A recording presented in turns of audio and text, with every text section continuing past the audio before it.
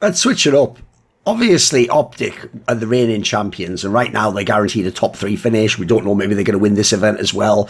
Right, when they locked in that top 3, I said this on Twitter, but I think it's a good convo to have.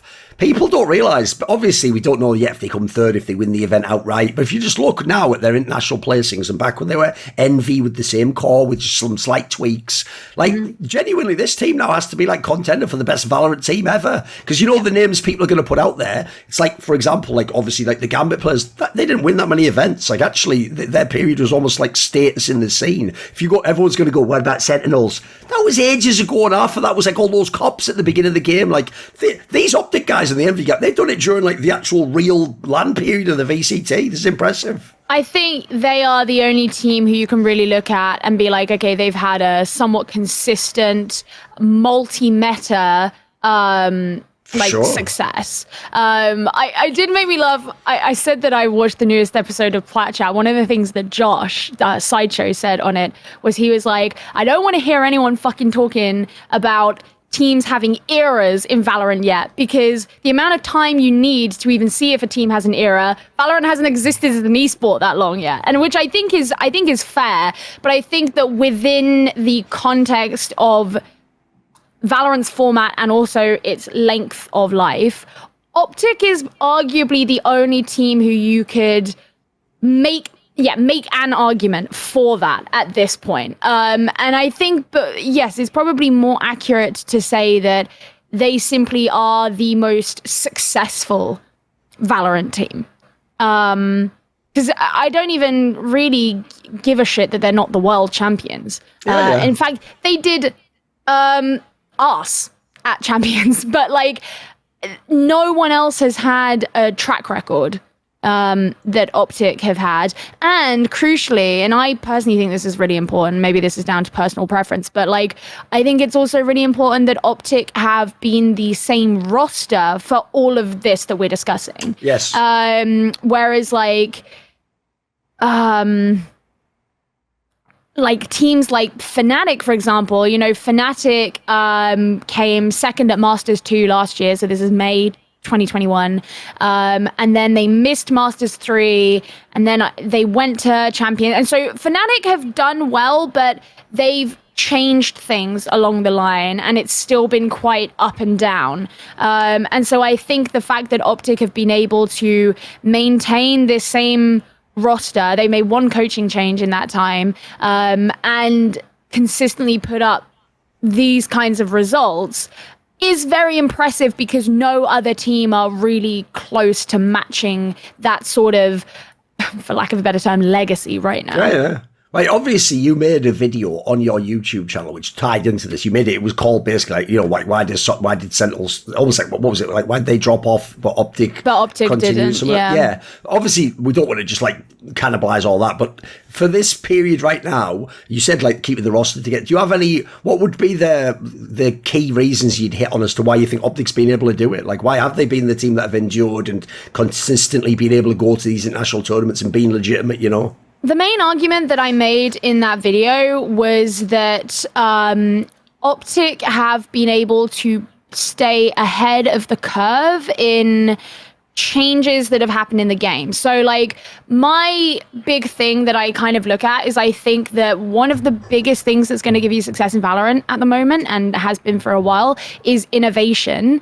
And I think that Optic have always been ready to innovate, and then not only that, their players have been willing to kind of role switch, or at least soft role switch, to accommodate that. Now, I think that role switching or soft role switching is a fairly popular ideal in Valorant now, but I think that the time at which Optic maybe started looking at doing that towards the end of last year, very beginning of this year, there were still a lot of teams who were quite stringent on the roles that they were taking. Right. And Optic was sort of one of the first teams, I think, or first major teams to really try and break out of that somewhat.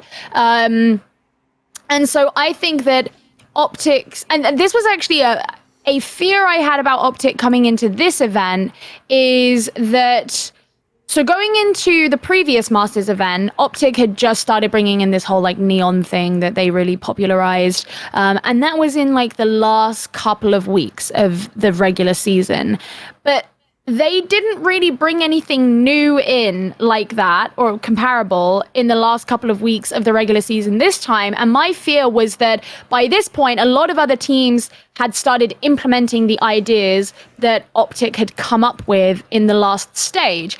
And my fear was that if Optic don't keep trying to like stay one step ahead in those things, then these other teams were going to implement them and improve upon them and then come up with their own things and eventually leapfrog. I think that Optic do have like certain crutches. I think the really big crutch for Optic is the fact that they have a very big reliance on Ye.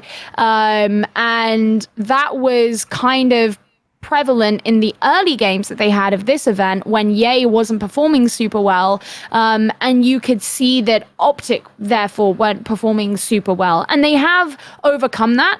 And I think this is not something that I said in that video that I can remember, but it's something that you see a lot of people talk about, and that is that one really big strength that Optic have is that they usually maintain a lot of composure during events, and if they start off badly, they're good at overcoming whatever it was that was their problem at the beginning of it. And I do think that that's something that Optic are particularly good at.